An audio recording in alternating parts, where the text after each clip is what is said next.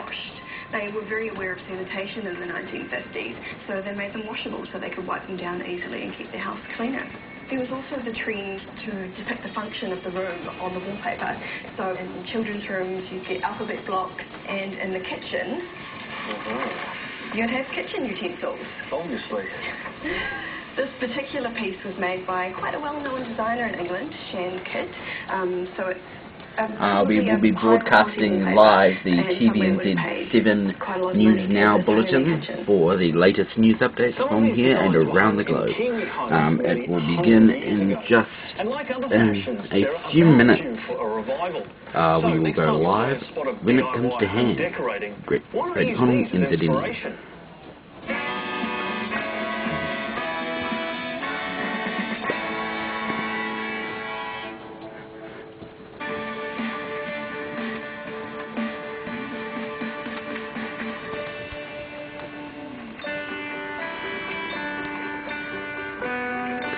TVNZ 7.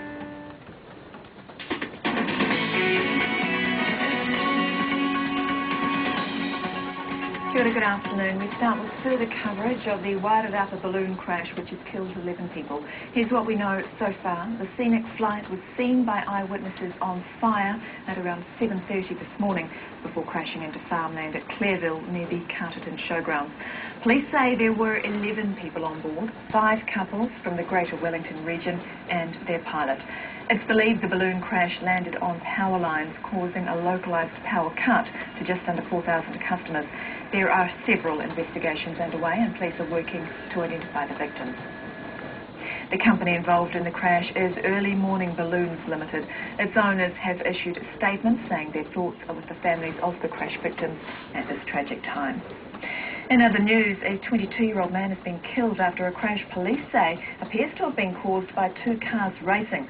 Police say the victim was driving through an intersection around 2:50 this morning when his car was hit by one of 2 cars racing down Carbine Road in the East Auckland suburb of Mount Wellington.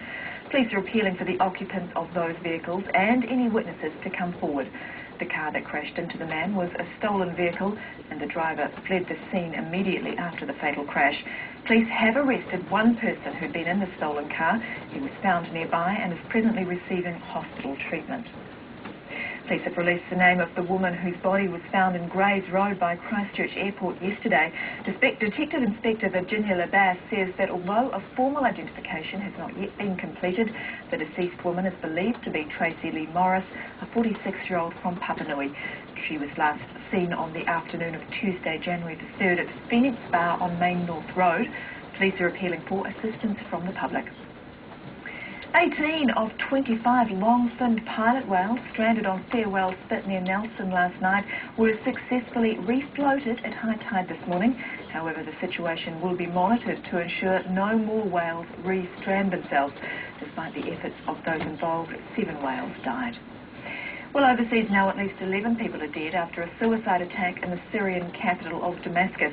The blast went off at an intersection in Medan, striking a bus carrying a policeman.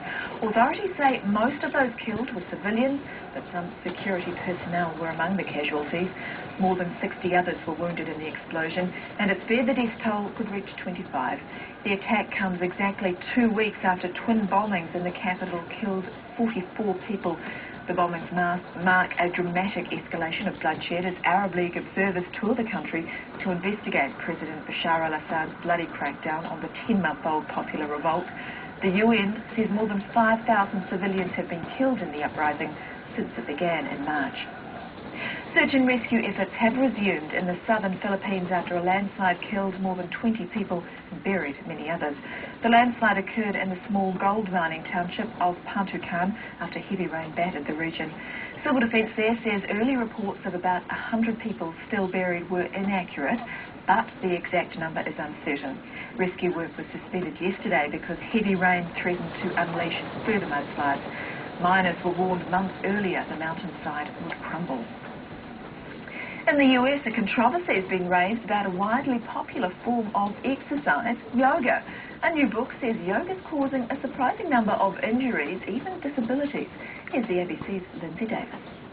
It's the side of yoga you don't see. Pop.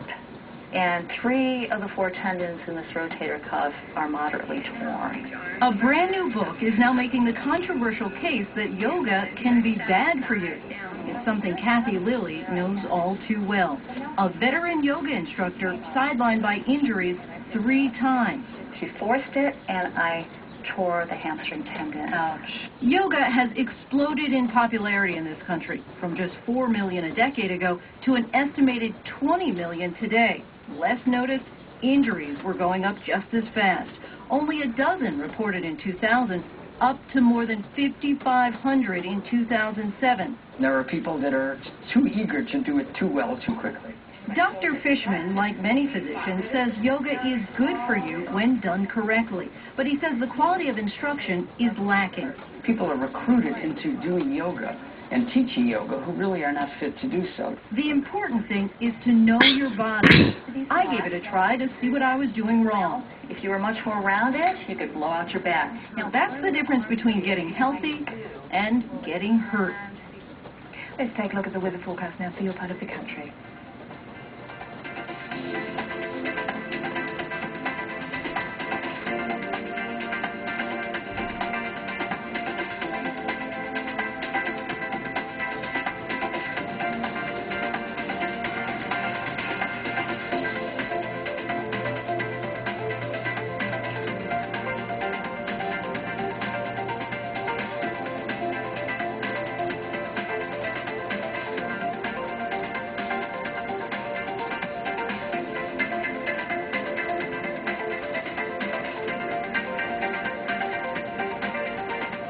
And for the latest information on our story about the tragedy in Carterton, go to our website, tvnz.co.nz. We'll have another short news bulletin for you here at 4 o'clock. TVNZ News, New Zealand's news now.